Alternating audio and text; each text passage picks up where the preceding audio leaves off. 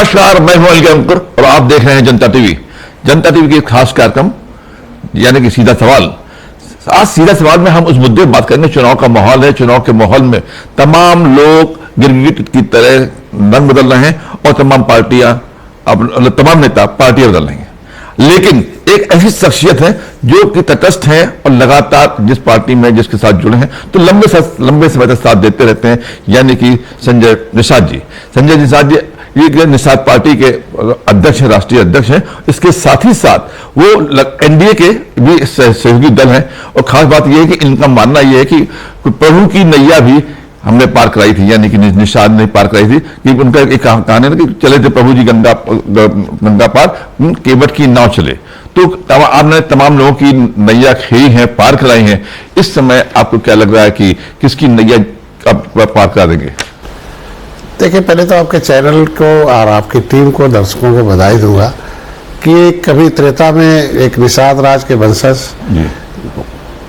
के डॉक्टर संजय इस वंश से आते हैं, कभी भगवान राम ने निषाद राज को गले लगाया था और उन्होंने गंगा पार कराया था। और गंगा पार के तहत 14 वर्षों तक उनकी सहायता की थी जंगल में। लौटने के बाद सबसे पहले अपने परम मित्र निषाद राज को याद किया था अपनी कैबिनेट में, जब अपना जब हुआ था। तो जब उन्होंने नीति बनाई थी तब रामराज आया था, मेरा सुख का राज आया था। तो आज कम से कम उस युग में त्रेता में जिस तरीके से सुख का राज था, लेकिन परिस्थितियां ऐसी हुई कि बहुत ढेर सारे आक्रमणकारी आए बाहर से, मुगल आए, अंग्रेज आए, सबने अपने अपने हिसाब से देश को बर्बाद किया। और सीधी लड़ाई, क्योंकि भगवान राम जब पार उतरे थे ना, हाईवे तो थी नहीं, नदियों से आते जाते थे। तो इसके बाद मुगल अंग्रेज भी नदियों से आए और सीधी लड़ाई इनको अंग्रेजों से लड़नी पड़ी। और ये अंग्रेजों के बड़े देश को आज़ाद कराने वाले परिवार हैं, सदस्य हैं। ये देश को अंग्रेजों के द्वारा उजाड़े हुए, ये 1857 से लेकर लंबे 1947 तक के लड़ाई से उजड़े हुए परिवार हैं। इन लोगों ने तो भगवान राम की नैया तो पार की थी, अंग्रेजों और मुगलों को भी मौत के घाट उतारा था। उनको, राम को तो पार उतारा था, इनको मौत के घाट पे उतारा था। और इन्होंने क्रिमिनल कास्ट घोषित करके यह इन्हें अपराधी जनजाति घोषित किया था। लेकिन दुर्भाग्य है कि देश को आजाद कराने वाली जातियां इस तरीके से आज के दिन में भटक रही हैं। देश तो आजाद हो गया, देश आजाद हो गया। मैं वही बता रहा था, 5 साल 16 दिन देश आजाद के बाद भी गुलाम रहे। 31 अगस्त 1952 को ये जो है विमुक्त हुए। देश तो आजाद हो गया, विमुक्त हुए, लेकिन इनकी जो मुक्ति का आंदोलन था किसी ने नहीं चलाया। और जब मैं आया तो इन्हें इनकी किताबें लिखी, इन्हें जगाया, इन्हें बताया, निषाद राज के लिए ले गए, सेना बनाया, सेना बनाकर इनको जो मिला हुआ संविधान में हक था उन्हें उस पर डकैती डालने वालों को सत्ता से हटाया। और फिर जिन्होंने वादा किया कि भारतीय जनता पार्टी ने वादा किया कि नहीं, मैं इनका आरक्षण दूंगा, इनकी समस्याओं का समाधान करूंगा, इनके स्वास्थ्य, शिक्षा, इनके लिए नीति बनाऊंगा और इनको हर समय भारतीय, तो इनके साथ में हूँ। और धीरे धीरे आज के दिन में आप भारतीय जनता पार्टी के साथ में हैं, बबूल तौर से एनडीए के पार्ट हैं। अब आपको उन्होंने 2 सीटें देने का वादा किया था। अब आप ये बताइए कि आपकी पार्टी अपने सिंबल पर लड़ेगी कि भारतीय जनता पार्टी के सिंबल? तो पहले किसी भी कहते हैं history the mother of politics, movement is the father of politics. Bharatiya Janata party से जब बात हुई थी तो सीटों की तो बात हुई नहीं, तो जीत की बात हुई थी। उस समय हमें लड़ना था, बेटा लड़ा था 2019 में, और सपा बसपा एक हो गई थी, फिर भी मैंने जीत दिया उन्हें। बातें हुई थी कि इनका जो संवैधानिक सुरक्षा आरक्षण, जो मझवार पर्यायवासी जो है उन्हें परिभाषित करने का है, उससे पहल चल रहा है। मुद्दा मेरा पूरा आरक्षण का है, ये वकील का है कि लोकसभा में मेरा वकील जाए, राज्यसभा में जाए, विधान परिषद में जाए, विधानसभा में। सिंबल मतलब उस समय हाँ आया तो नहीं, हमारे सिंबल पर एक सीट लड़ने के लिए 2019 में बात हुई थी, लेकिन जो 8 सीटें मैं लास्ट में गया था। भाई मैं जब सपा बसपा के साथ था और गोरखपुर में एक ऐतिहासिक विजय मिली थी 2018 में, तो भाजपा में बुला रही थी, नहीं गए। लास्ट में जब सपा ने अपना दरवाजा बंद कर दिया तो मैं गया। तो जब मैं जाऊंगा भाजपा के पास तो उनके शर्तों पर रहना पड़ेगा ना। मैं 2019, ये मजबूरी है कि आप उनकी शर्तों पे, उनकी शर्तों में 2019 में था, लेकिन 2017 में 2022 में वो आए, 15 सीटें दिया, मैंने 11 सीटें हारी हुई लिया। 10 सीटें निषाद पार्टी भोजन भरी थाली पे लड़ा, 6 सीटें 6 विधायक हैं और 5 उनके सिंबल पर लड़ा, उसमें 3 निषाद जीत कर गए। लेकिन रहा लोकसभा का कि हमें हमारी पार्टी के कार्यकर्ताओं, पार्टी की भी कोई भी पार्टी खड़ा बड़ा कार्यकर्ता खड़ा करता है और चुनाव लड़ने के लिए होती है और सिंबल का बड़ा महत्व होता है, टोपी झंडा नारा सिंबल, वो लखनऊ दिल्ली जाना चाहिए। उसके लिए हम अपनी समाज की आवाज हैं वकील ने अपनी पार्टी के कार्यकर्ताओं का। दूसरा ये था कि भारतीय जनता पार्टी ने कहा था आपके जो कार्यकर्ता होंगे उन्हें भी हम समायोजित करेंगे। तो ठीक है, विधायक तो हो गए हमारे लोग और हम विधानसभा में आ गए, विधानसभा परिषद में आ गए और कैबिनेट में भी हूँ, लेकिन अब हमारे कार्यकर्ताओं को भी समायोजन की आवश्यकता है। हमारे आरक्षण के मुद्दे पर चर्चा की, चूंकि हमारे आने से पहले माननीय योगी जी इस मुद्दे को हमेशा सदन में उठाते थे कि निषादों को अनुसूचित जात का दर्जा, अनुसूचित जात के हकदार हैं, ये आवाज उठाते थे, उनकी आवाज हम बन के आए। तो आज भारतीय जनता पार्टी के साथ इसीलिए है कि जो सब पार्टी और जिसके सांसद जी खुद ही आवाज उठाते रहे हों तो निश्चित रूप से उनके एजेंडे में है, वो मेरा मुद्दा है, तो वो उनका हल होना चाहिए। इसके लिए भी है तो अभी शीर्ष नेतृत्व को बता दिया हूँ कि हमारे लोग चाहते हैं कि हमारे सिंबल पर जो बची सीटें हैं उसमें से कोई सीट दे दिया तो हम लड़े और जीते हैं। लेकिन समाजवादी पार्टी तो कहती है कि जितने भी ओबीसी हैं, एससी हैं और अल्पसंख्यक उनके साथ हैं, इसके लिए उन्होंने एक अलग एक नाम दिया है, उसका वो अलग लेके चल रहे हैं। तो क्या वो लोग जो ओबीसी एंड एससी अदर्स हैं ये समाजवादी पार्टी के साथ लगते हैं या फिर आपके साथ? देखिए, जहां तक एससी की बात करते हैं तो 30 साल तक लेदरमैन और मिल्कमैन आपस में सत्ता में रहे, एक बार लेदरमैन एक बार मिल्कमैन। जब मिल्कमैन आते थे तो लेदरमैन को कैसे होते थे उनके नाम हटा दिए जाएं, उनके साथ क्या होता था, और जब लेदरमैन आते थे वो कैसे SC/ST एक्ट लगाते थे। और लेकिन मिल्कमैन आते थे तो हमें जो इनके पास अधिकार नहीं था कि राज्य सरकार को किसी जातियों को। लेदरमैन को आप सीधी तरह से अभिप्राय क्या करते हैं आप? नहीं, लेदरमैन का मतलब हुआ कि जो उस तरीके से, लेदरमैन का मतलब जो चमड़े पर काम करने वाला आधारित हो, क्योंकि अनुसूचित जात की सूची जो है उसमें लेदरमैन अकेले नहीं, लेदरमैन है, वाशरमैन है, फिशरमैन, क्राफ्ट्समैन है, उसमें 66 समूह है ना। लेकिन सामाजिक न्याय मंत्रालय कहता कि 23% जो आरक्षण है उसमें 100 अपनी संख्या से 100 गुना ज्यादा लेदरमैन का कब्जा है। 27% का जो आरक्षण है वो उसमें केवल मिल्कमैन का अपनी संख्या से 100 गुना कब्जा है। मिल्कमैन मतलब यादव। तो ये मैं नहीं कहता, तो सामाजिक न्याय समिति कहती है। तो इसके वजह से आज के दिन में जो और जातियां हैं उस ग्रुप में, अनुसूचित जातियों में, उनसे दूरी बना लिया, और जो पिछड़े वर्ग का है और जातियां हैं जो पिछड़े में, वो दूरी। हमारा मुद्दा यह है कि हम कहाँ हैं भाई। हम जब भारत के संविधान बना तो अनुसूचित जात की सूची बनी, उसमें लेदरमैन, वाशरमैन, फिशरमैन सब आ गए। हम मझवार, गौड़, तुरैया, खरवार, बेलदार, खरोट, कोली 7 नामों से अनुसूचित जात की सूची में सूची। हम 1961 की गणना में 70 लाख थे। इन लोगों ने जबरदस्ती इसको जो है हमारे जो उपनामों को पिछड़ी जात में डाल दिया और मझवार को 7000 कर दिया मारने वाला। तो ये कहने वाला, और समाजवादी पार्टी आती थी तो कहते थे हम उपजातियों को पिछड़ी अनुसूचित में डाले, बसपा उस पर स्टे ले लेती थी। 30 साल से लटकू राम बना के रखा। जाते जाते 31 दिसंबर 2016 को समाजवादी पार्टी की सरकार थी, राज्यपाल ने नोटिफिकेशन जारी कर दिया कि ये केवट मल्ला, बिंद कश्यप, कहार, धीवर, एक बार माथम तुरा है, ये आज के बाद पिछड़ी जात में नहीं, इनकी सूची से हटा दिया जा रहा है। अब अनुसूचित जात समझे जाएंगे। अब ये पहले बताइए कि इन जातियों का वोट तो लिया, केंद्र से उनकी सरकार चल रही थी समाजवादी पार्टी के सहयोग से, कांग्रेस की।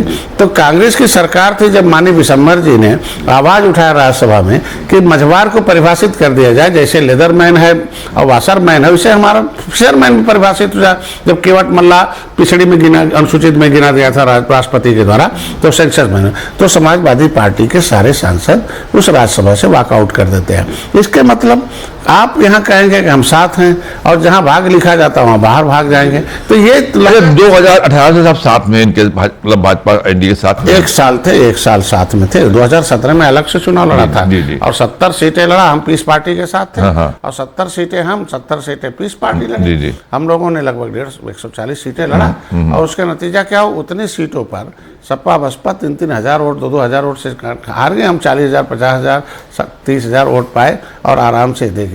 एक विधायक मेरा बना पहली बार 2017 में, एक विधानसभा में निषाद पार्टी आई अपने।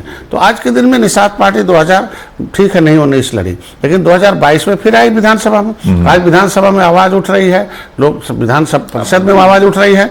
मैं खुद उठाता हूँ ना, चूंकि पार्टी के लिए अलग से सिंबल बना। मैं यही चाहता हूँ कि निषाद पार्टी का सिंबल मिल जाता, तो एक सांसद मेरा जब दिल्ली में जाता तो वहां हमारे पार्टी को अलग से टाइम मिलता, वो हमारे ये निषादों के, मछुआरों के हक का आवाज वहां उठ। अब ये कि 2024 के चुनाव की घोषणा हो चुकी है, उसमें कहा जाता है कि जो यूपी में इंडिया गठबंधन को जो देखा जाता है और बसपा और एनडीए, ये तीन लोग तीन धुरियां अलग अलग चुनाव लड़ रहे हैं। बीएसपी अलग लड़ रही है, इंडिया अलग लड़ रही है और आप लोग अलग लड़ रहे हैं। तो इसको आप किस नजरिए से देखते हैं? वोट तो पहले लड़ चुके हैं ना सपा, अब सपा और कांग्रेस लड़ रही है उत्तर प्रदेश में, और उत्तर प्रदेश में सपा और कांग्रेस 2017 में लड़ चुकी है। आपने देखा होगा 100 सीटें कांग्रेस लड़ी थी, 300 सीटें लड़ी थी, और सब कांग्रेस के साथ लड़ी, तो देख ली सपा जो है क्या। एक आज की जो घटना है पिछले 24 घंटे के अंदर की घटना, क्योंकि अभी याद मेरे दिमाग में आ गया, बस इस पर चर्चा कर लूँ शुरुआत में ही, कि मुख्तार अंसारी की मौत को लेकर के, जो मुख्तार अंसारी अब जानते हैं आपराधिक मुकदमे में चल रहे थे इनके, बांदा में जिनकी मौत हुई, उसको लेकर तमाम विवाद चल रहे हैं, तमाम ट्वीट हो रहे हैं, तमाम बसपा नेताओं ने भी ट्वीट किया है, सपा ने ट्वीट किया है, सब ट्वीट कर रहे हैं, तो न्यायिक जांच, दुनिया भर की निष्पक्ष जांच की मांग की जा रही है। आपको क्या लगता है? देखिए, हमारी सरकार हर व्यक्ति के साथ खड़ी है, न्यायालय जिसको दोषी करे उसके साथ भी सुरक्षा दे रही है। अब किसी को विपक्ष के पास कुछ मुद्दा नहीं है, मुद्दा विहीन विपक्ष कोई भी पाता है तो उसको मुद्दा बनाना चाहता है। आज के दिन में लोकतंत्र में, संविधान में विधायिका है, कार्यपालिका है, न्यायपालिका है, फिर मीडिया है, ये सारे अपने स्वतंत्र काम कर रहे हैं। ये पहले बताइए, जब नियम है कि किसी भी चीज़ का जब तक हम उसके पोस्टमार्टम रिपोर्ट नहीं आ जाए, पोस्टमार्टम रिपोर्ट एक फोरेंसिक रिपोर्ट की जांच होती, तो विज्ञान पर विश्वास करना चाहिए ना। बिना रिपोर्ट के आए, बिना आधार के ये निराधार आरोप लगाना गलत है। तो रिपोर्ट आ जाए, उसके बाद कुछ आरोप लगाए तो ठीक है। ओम प्रकाश राजभर आते हैं, आपके मित्र हैं। ओम प्रकाश राजभर ने अब घोसी में अपना कैंडिडेट घोषित कर दिया है। देखिए, ओम प्रकाश राजभर हमारे बड़े भाई हैं, लंबे समय से संघर्ष कर रहे थे, और 2017 में भाजपा के साथ थे भी, हम तब नहीं थे, हम अलग लड़ रहे थे। 2018 में भाजपा, 2019 में वो सपा के साथ रहा। सपा बसपा एक हो गई, फिर भी हम जब मोदी के साथ खड़े थे 18% वोट लेके सपा बसपा एक हुई, तब भी हम जीत दर्ज कराए माने मोदी जी को। कुछ सीटों पर हारे, लेकिन एक ऐतिहासिक जीत मिली, मतलब जहाँ इसकी सरकार रही हो सपा और बसपा के 30 सालों से, फिर भी दोनों एक हो जाएं और हम एक अकेले मोदी के साथ खड़े हो जाए, तो ऐतिहासिक जीत उत्तर प्रदेश में दिया हमने, ठीक है ना। 2022 चुनाव हमने लड़ा, फिर भी ऐतिहासिक 37 वर्ष का इतिहास हुआ कि कभी हाथी लाओ साइकिल हटाओ, साइकिल हटाओ हाथी लाओ, फिर कांग्रेस लाओ, यही चलता रहा। कभी दोबारा किसी को मता नहीं था।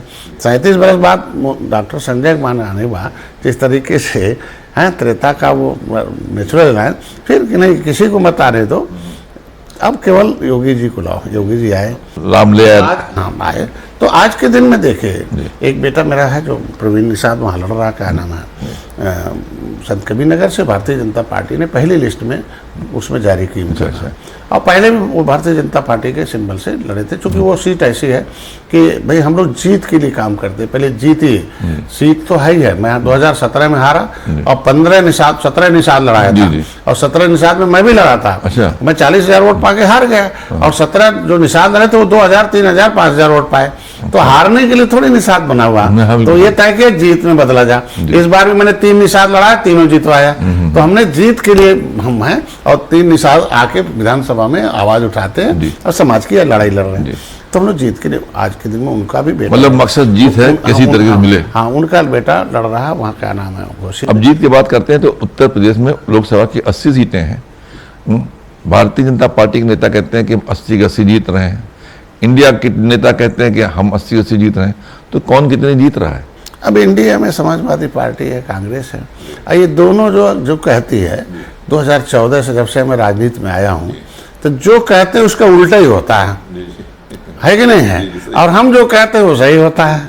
तो इसका मतलब आप उसी बात से समझ सकते हैं कि किसकी बात सही है। तो जनता जनार्दन है, जनता जनार्दन हम बातें तो जो समाजवादी पार्टी द्वारा बनाई गई पीडीए है, तो ये क्या इफेक्टिव की नॉन इफेक्टिव? क्या हम लोग पीडीए के अंदर हम लोग कहाँ हैं? राजभर भाई कहाँ हैं? क्यों नहीं? पीडीए में ओबीसी एससी सब आरएलडी कहाँ है? आखिर सारे कांग्रेस भाई पार्टियां तो पहले इन्हीं की थी। सपा कांग्रेस के बाद पीडीए का मतलब तो उनका सही ना कि सपा के बाद अगर कांग्रेस के बाद कांग्रेस के विरोध में कोई पार्टी बनी तो आरएलडी बनी, सपा बनी, फिर आरएलडी बनी, फिर सपा बनी। पहले आरएलडी बनी, मतलब पहले आरएलडी बनी, उसके बाद समाजवादी पार्टी बनी। उन्होंने कहा हम पिछड़ों के नेता, इन्होंने भी कहा पिछड़ों के नेता हैं।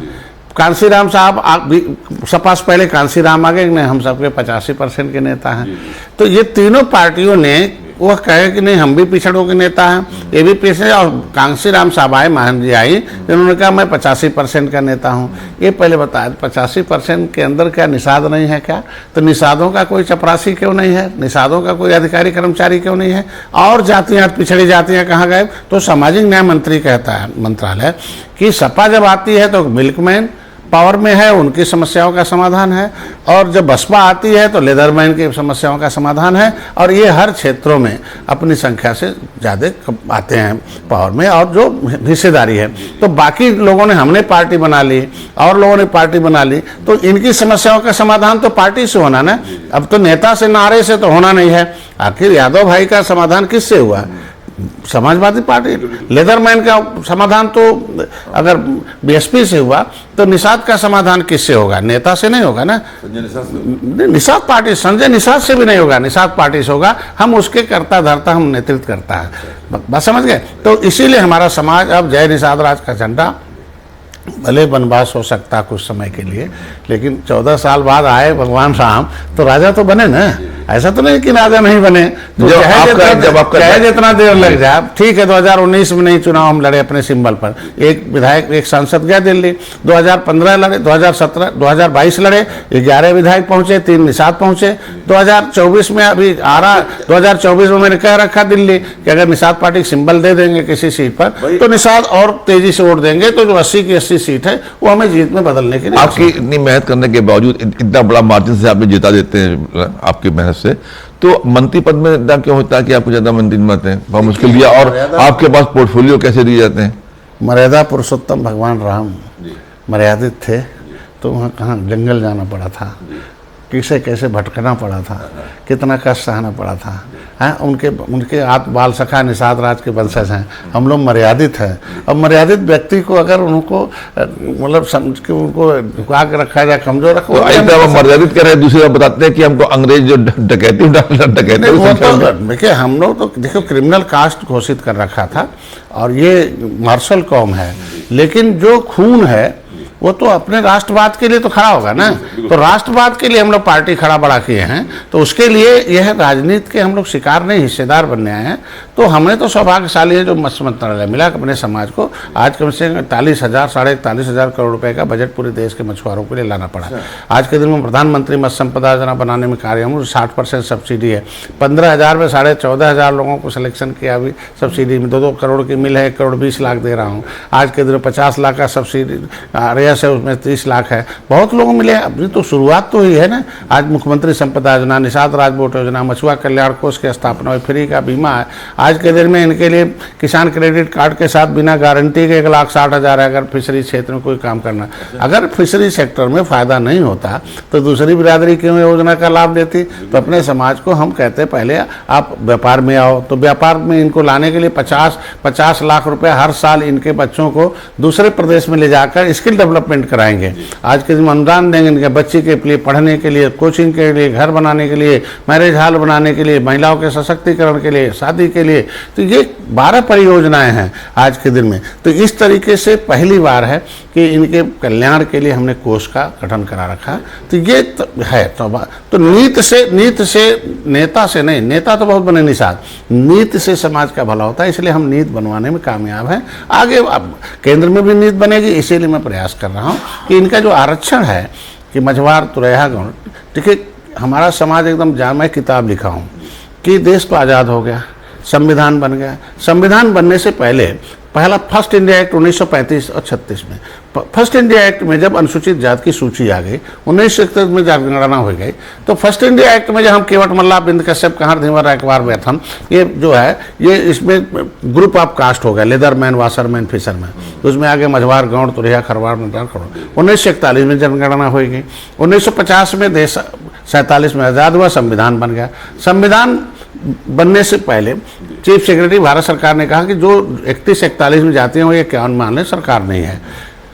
संविधान बनाने से पहले सभी राज्य सरकारों को एक नोटिस मांगी गई कि सोशली, एजुकेशनली, इकोनॉमिकली जो due to the custom of historical backwardness हो उनकी एक सूची दे दो।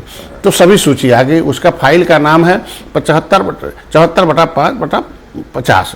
तो ये 74/5/4/50 ये पब्लिक फाइल है। इस फाइल के आधार पर संविधान में सूची हो गई कि इन जातियों को लेदरमैन, वाशरमैन, फिशरमैन कि मतलब ये जातियां लोकसभा, विधानसभा, विधान परिषद में सुरक्षित रहेंगी, नौकरी में सुरक्षित रहें, बजट में सुरक्षित, मतलब एक खानदानी सुरक्षा है।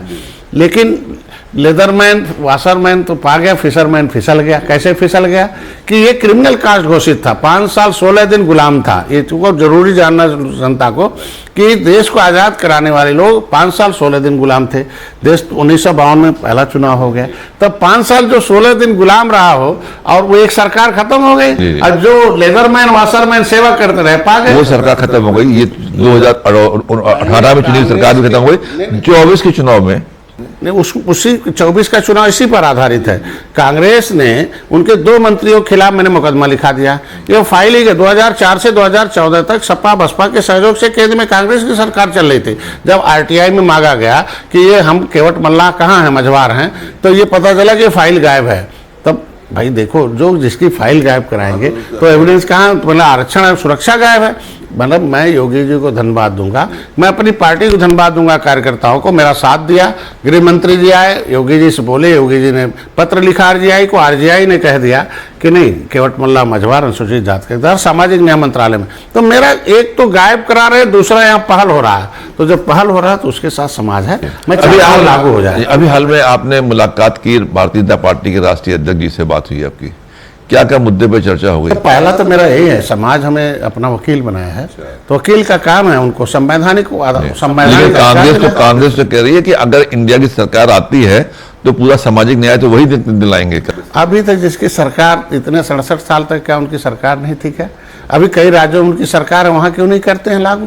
कहने में क्या जरूरत है? जो राज्यों में सरकार वहाँ लागू कर दें, अपने आप लोग जान जाएंगे। तो कथनी और करने में अंतर है। तो मैं राष्ट्रीय अध्यक्ष से मिला तो सबसे पहले ही कहा कि जिस तरीके से उत्तराखंड में कि शिल्पकार जाति नहीं जातियों का समूह है, उस शिल्पकार में जो है उसमें प्रजापति हैं, लोहार हैं, बढ़ई हैं, इस तरीके नहीं है, इस तरीके की उनको एक सूची बन गई है। और वो शिल्पकार का सर्टिफिकेट देने के लिए, चूंकि उत्तराखंड उत्तर प्रदेश का अंग है, तो यहाँ भी एक शासनादेश हो जाए कि मझवार जाति नहीं जातियों का समूह है, केवट मल्ला, अनुसूचित। मेरा एक आखिरी सवाल आपसे करना चाहता हूँ, आपको भी समय कम है ना, तो मैं आखिरी सवाल ये करना चाहता हूँ कि पूरा देश युवाओं पर आधारित है और कांग्रेस यानी इंडिया कह रही है, इंडिया जो ग्रुप है वो उनका कहना है कि हम रोजगार देंगे और इतने करोड़ रोजगार देंगे, और जबकि जिस पार्टी में आप मौजूदा समय में हैं उन्होंने पिछली बार भी वादा किया था इतने रोजगार देंगे।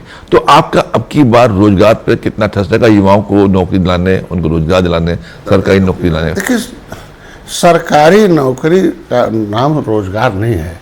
रोजगार का मतलब है व्यक्ति को आय आते हैं, आय के स्रोत मिले। बात समझ गए? आपने कोरोना काल में देखा होगा कि किस तरीके से आ रहे थे रोड पर, तो क्या उत्तर प्रदेश खाली प्रधानमंत्री देता रहा? क्यों नहीं काम हुआ? आज के दिन में देख लीजिए, हमारी सरकार उत्तर प्रदेश सर्वोत्तम। अर्थव्यवस्था से रोजगार आते हैं। हमारा अर्थव्यवस्था चौपट रहेगा, रोजगार कहाँ से आएगा? अर्थव्यवस्था दुनिया में 10वें नंबर पर था, इसके मतलब हम रोजगार में पीछे रहेंगे 10वें नंबर पर।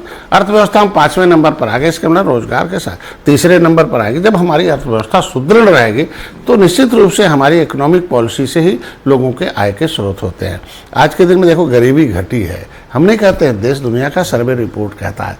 ये गरीब जो था गाँव में भूखों मर रहा था, तब भी तो ये थे। और आज के दिन में अनाज मिल रहा है। गरीब गांव का भूखों मर रहा था, इलाज भी न तड़प रहा था, मकान। तो आज अगर मोदी जी ने उनकी चिंता की है, क्या कभी निषाद राज के किले पर 37 बरस पहले कांग्रेस के प्रधानमंत्री उसको खुदाई कराई? खुदाई करा के उस किले को क्या था क्या नहीं गया किसी को पता नहीं चलने दिया, एक ईंट नहीं दिया किसी ने। अगर आज निषाद राज के किले 56 फुट की मूर्ति लग गई, पर्यटक स्थल घोषित है, आज के दिन में उसको जंगल से मंगल है, भगवान राम के साथ निषाद राज की मूर्ति लग रही, आज के दिन में निषाद राज के जितने भी अतिथि भवन है निषाद राज, आज एक निषाद के घर मोदी जी का चाय जाके पीना और देखना कि इसके पास क्या हाल पिछली सरकार में की।